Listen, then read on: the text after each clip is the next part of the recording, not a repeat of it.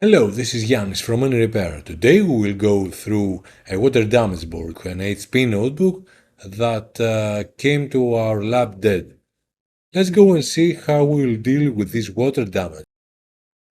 Okay, this is the board, and it is cleaned. It has been cleaned from a previous repair attempt. The attempt was not very successful, so the board came to us. We are going to see and check with our microscope the area. We will check for any remaining corroded or obvious water damaged spots.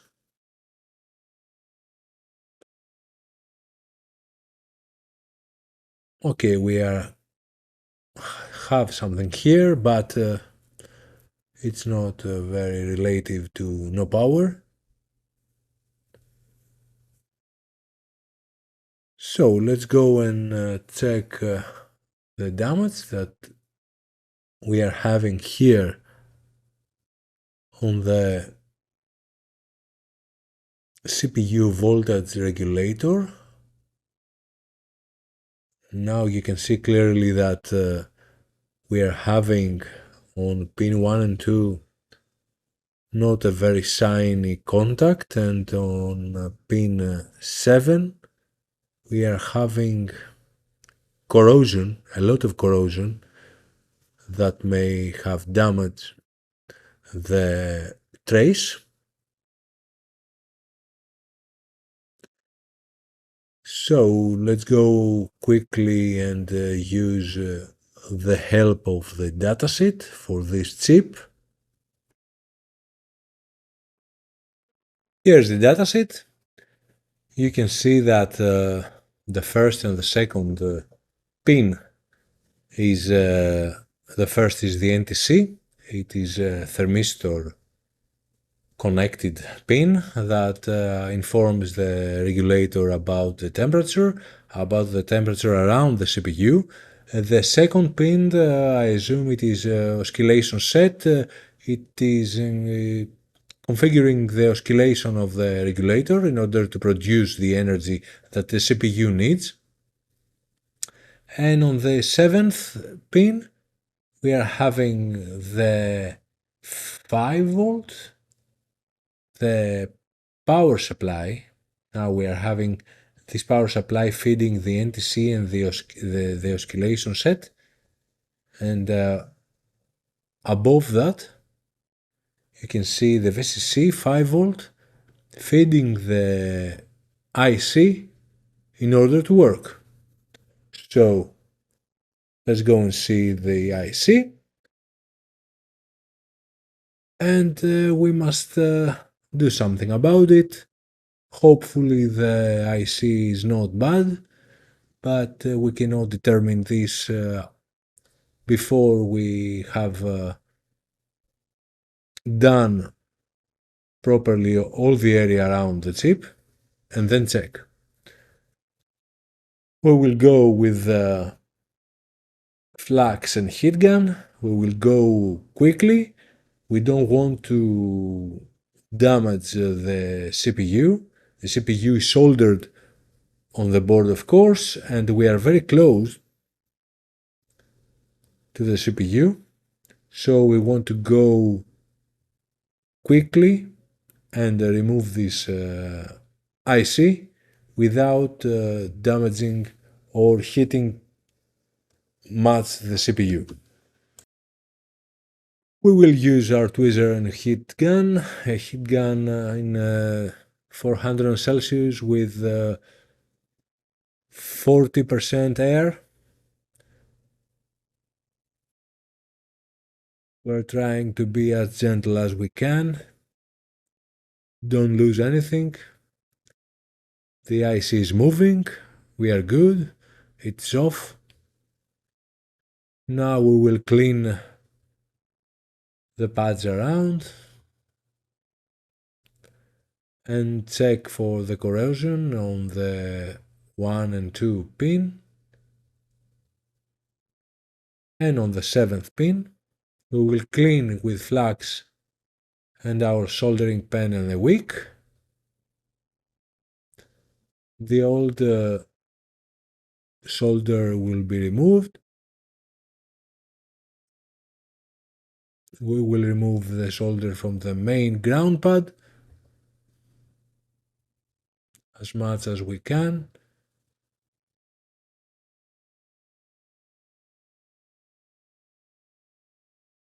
The 1 and 2 pads are not in a bad shape. Can be restored only with scraping them with our tweezer, I think. We will find out very soon.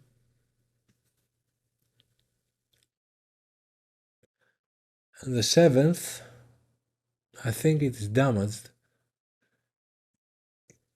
It has a broken trace.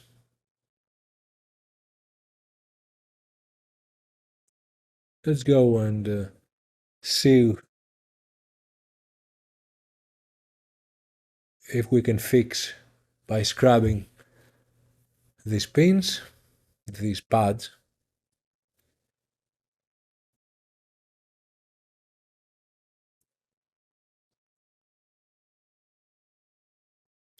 I think we're doing a progress, and this seventh pin pad is not good. You can see that it's clearly broken, this trace. We will check with the multimeter.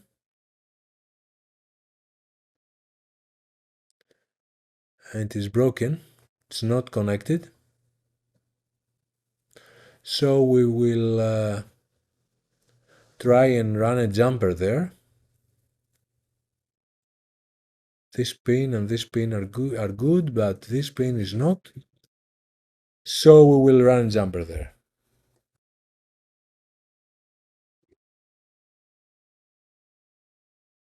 We will add some flux.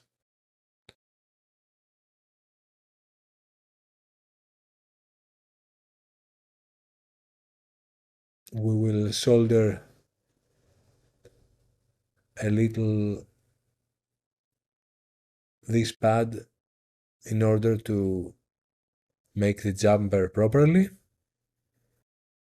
The jumper was made. I'm terribly sorry that I did this off camera because I didn't press the record button after a telephone I had. So you can see the mask holding the jumper on the seventh pin. We have, of course, added some mask, UV mask, in order to make the jumper more stable. We are now cleaning the IC, and we will add some fresh solder in order to test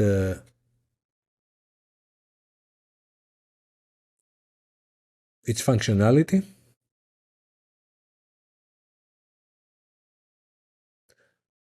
We are scrubbing, adding some fresh flux and some fresh solder in order to make the things easier for soldering and the connections to be more conductive.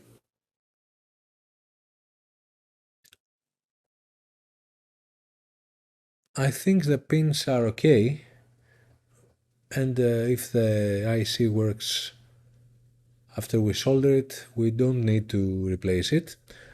We will soon know.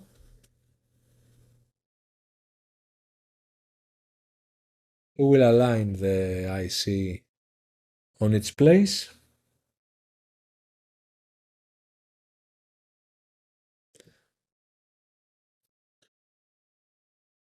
It's not very easy. to see the markings when flux is above the chip or on the chip. So we are cleaning it, and after that we will align it. We will go with our hot air as quickly as we can because we don't want to hit the board too much. We are near the CPU. We will align the chip. I'm trying to figure out the marking. Now I'm trying to align it. We will try to hold the IC with our tweezer, a very low airspeed. You can see that it is moving off its place. I will try to align it properly.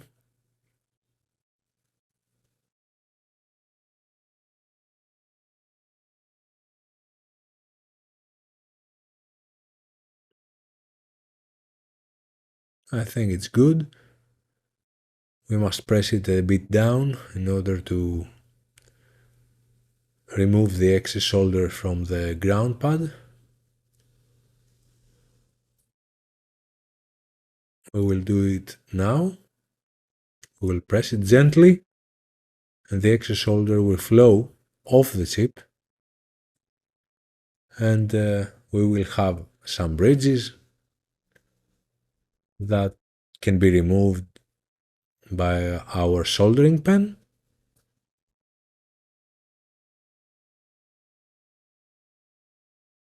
I think we are good now. We will deal with the bridges very shortly. Adding flux is a good habit. Flux makes joints better.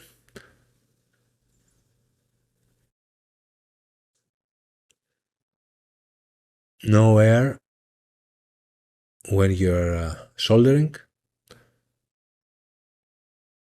And now I am adding some solder on the pads in order to solder properly the pins with the pads. And after that, we will clean a bit and check our progress.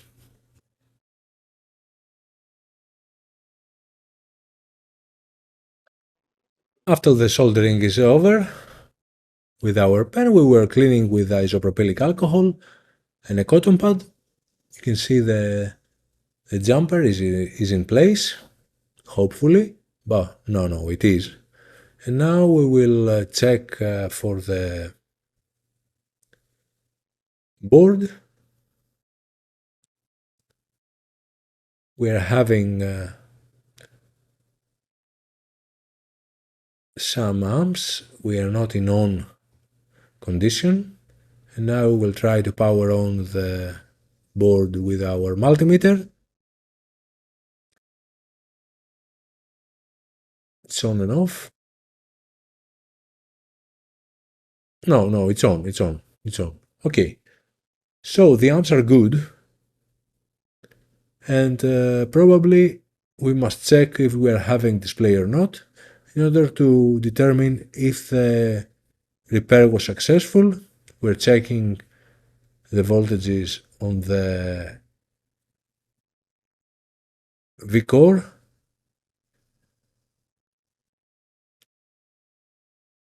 Because the regulator was controlling the voltage on the core. So we're having a good voltage. And I think we're good to go to see if we're having a display or not. So let's grab the board and put it on its chassis. We'll try and connect the LCD cable, which is there. and we'll try to connect only the essential cables for this board, which is the power button and the LCD. We are having a display, so we're okay. That was the repair as you saw. If you like this video, consider like, subscribe and share. Thanks for watching. See you in another repair. Bye!